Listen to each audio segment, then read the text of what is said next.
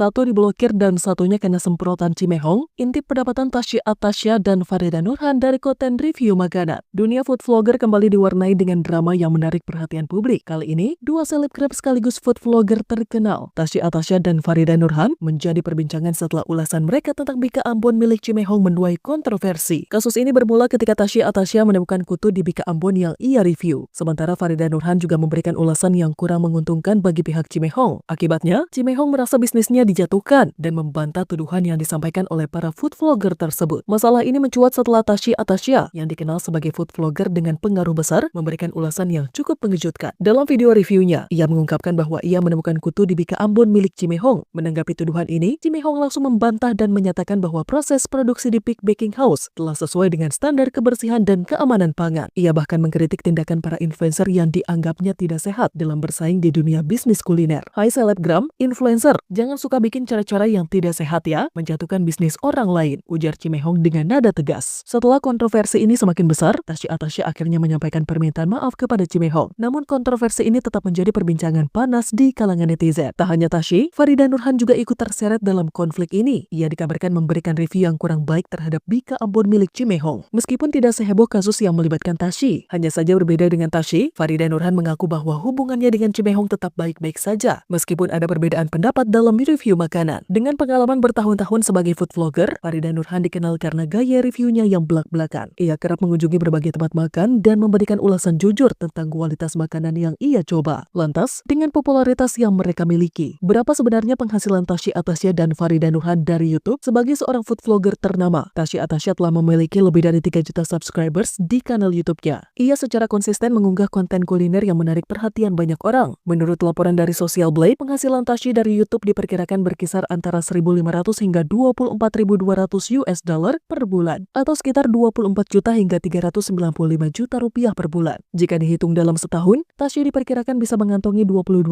hingga 352.800 US dollar, atau setara dengan 359 juta hingga 5,7 miliar rupiah per tahun. Dengan pendapatan sebesar itu, tak heran juga Tasya mampu menjalani gaya hidup mewah dan terus mengembangkan bisnis serta konten digitalnya. Sementara itu, Farida Nurhan memiliki jumlah subscriber yang lebih besar dibandingkan Tasya, yakni lebih dari 5 juta subscriber di kanal YouTube-nya. Berdasarkan perkiraan dari Social Blade, penghasilan YouTube Farida diprediksi berada di kisaran 4.800 hingga 76.600 US dollar per bulan, atau setara dengan 78,2 juta rupiah hingga 1,2 miliar rupiah per bulan. Dalam setahun, ia diperkirakan dapat meraih pendapatan antara 57.400 hingga 919.000 US dollar, atau sekitar 935 juta rupiah hingga 14,9 miliar rupiah per tahun. Pendapatan ini menjadikan Farida Nurhan sebagai salah satu food vlogger dengan penghasilan tertinggi di Indonesia. Tak hanya dari YouTube, ia juga mendapat pemasukan dari berbagai bisnis kuliner serta endorsement produk yang ia promosikan. Meski saat ini Tasya Atasya dan Farida Nurhan sedang menjadi sorotan karena kontroversi dengan Cimehong, hal ini tidak mengubah fakta bahwa mereka tetap sukses sebagai food vlogger dengan penghasilan fantastis. Dengan jutaan subscriber dan pendapatan miliaran rupiah per tahun, keduanya membuktikan bahwa profesi food vlogger bisa menjadi ladang bisnis yang sangat menguntungkan. Namun, di balik kesuksesan itu, mereka juga harus menghadapi berbagai tantangan, termasuk kritik, perseteruan, dan tanggung jawab moral dalam memberikan review yang jujur dan objektif.